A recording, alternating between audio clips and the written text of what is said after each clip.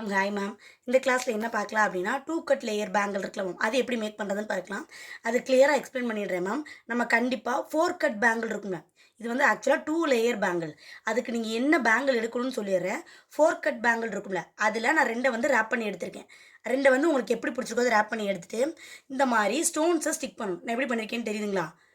இதில் என்ன ஸ்டெப்னா கண்டிப்பாக யூஸ் பண்ணணும் அப்படின்னா, இந்த மாதிரி ஸ்கொயர் ஷேப்பில் 3mm இருக்கலாம் மேம். இதை மட்டும் தான் நம்மளால் ஸ்டிக் பண்ண முடியும். இதை வந்து இப்படி இந்த மாதிரி 4 இடத்துல 1 இப்படின்னா இதுக்கு ஆப்போசிட்டில் 2, அதாவது 3 ஸ்டோன் ஸ்டிக் பண்ணியிருப்பேன். இப்படி பார்த்தீங்கன்னா தெரியும். இது மாதிரி 1 2 3 4 இடத்துல ஸ்டிக் பண்ணணும். ஃபஸ்ட்டு செஞ்சு காமிக்கிறேன் பாருங்களேன். இது அழகாக இருக்குமா, பிரேஸ்லெட் பேங்கிள் மாதிரி இருக்கும். இது இருக்கலாம். இதுக்கு நேராக ஃபஸ்ட்டு வந்து க்ளூ அப்ளை பண்ணிக்கோங்க. B17 அப்ளை பண்ணுங்க மேம். ஏன்னா க்ளூ மேலே ஸ்டோன் ஸ்டிக் பண்ண போகிறோம். அதனால் ஃபஸ்ட்டு வந்து 1 இப்படி வச்சுக்கோங்க. இல்லை இதை விட பெரிய சைஸ் எடுக்கிறீங்கன்னா ஸ்டோன் இதை விட பெரிய சைஸ் எடுத்துக்கோங்க. அதுக்கடுத்து இதுக்கு மேலே இன்னும் கொஞ்சம் அப்ளை பண்ணி 2வது ஸ்டோன் ஃபிக்ஸ் பண்ணுங்கள்.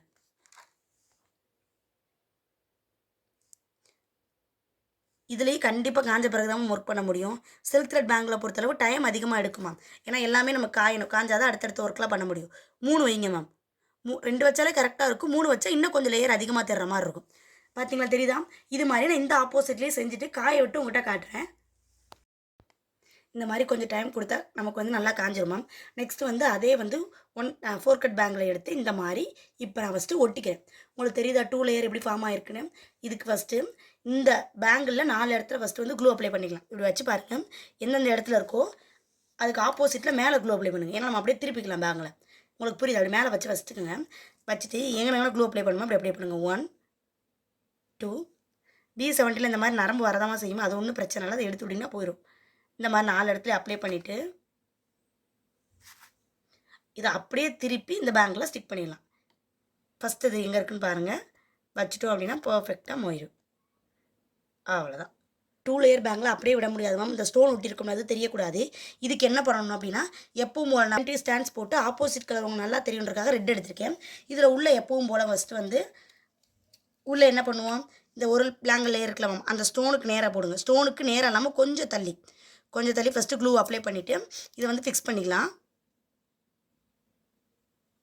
ரொம்ப வெளியே தெரியுற மாதிரி ஃபிக்ஸ் பண்ணாதீங்க மேம். அப்போ தான் நமக்கு ரொட்டேஷன் கொடுக்க முடியும். ஸ்டோனுக்கு நேராக ஒட்டக்கூடாது, ஸ்டோனுக்கு கொஞ்சம் தள்ளி. ஏன்னா நம்ம ஃபுல்லாக நமக்கு ரேப் பண்ணி மறைக்கணும். இப்போ எப்பவும் போல தான் ரேப்பிங். இது இப்படி இழுத்து பண்ணுவோம் மேம். இதை இழுத்து இப்போ இந்த ஸ்டோனை ஃபுல்லாக நம்ம கவர் பண்ண போகிறோம். இப்படி முடித்த பிறகு டைட்டாக பிடிச்சிட்டு நல்லா ஃபஸ்ட்டு அது வந்து காயட்டும். ஒட்டுனது காயட்டும். நம்ம ஒட்டின த்ரெட்டுமே நல்லா காஞ்சிருச்சு மேம். இப்போ தெரியும் ஸ்டோனுக்கு தள்ளி தான் நான் வந்து எடுத்திருக்கேன். இதை நல்லா டைட்டாக ஃபிக்ஸ் பண்ணிவிட்டு எப்பவும் போல் உள்ளே கை இருக்கலாம் மேம். உள்ளே நல்லா கையை விட்டுட்டு ஒன்றுமே இல்லை. இப்போ நம்ம ஸ்டோன் ஸ்டிக் பண்ணோம்ல, அது வந்து மறையணும். அந்த மறையிற அளவுக்கு வந்து நம்ம வந்து அதுக்கடுத்து ரேப்பிங் கொடுக்கணும். இதை டைட்டாக பண்ணுங்கள் மேம். டைட்டாக பண்ணலாட்டி உங்களுக்கு வந்து எப்பவும் போல் தான் ரேப்பிங் சொல்லியிருக்கேன் மேம். இது 2 லேயரில் பண்ணுறோம். அவ்வளோதான், முடிஞ்சு போச்சு. நல்லா டைட்டாக இழுத்துட்டு அந்த ஸ்டோன்ஸ் எல்லாமே வந்துட்டு மறையிற அளவுக்கு அதுக்கு மேலே வந்து கொடுத்துருங்க.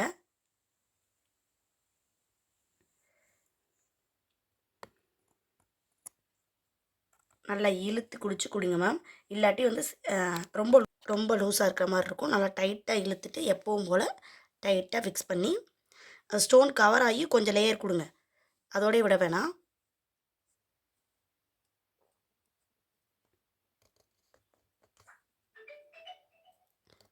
ஸ்டோன்லேயுமே வந்துட்டு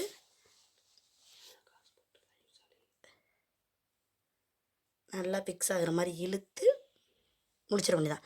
இப்போ உங்களுக்கு தெரியுதா ஸ்டோன் வந்து நடுவில் இருக்குது மேம். நான் ஸ்டோனுக்கு இங்கிட்டு ரேப் பண்ணியிருக்கேன். உங்களுக்கு தெரியுன்றக்காக ரெட்டு கொடுத்துருக்கேன். இல்லாட்டி மெரூன் தான் கொடுப்பேன். இப்போ நான் பிரித்து எடுத்துருவேன் மேம்.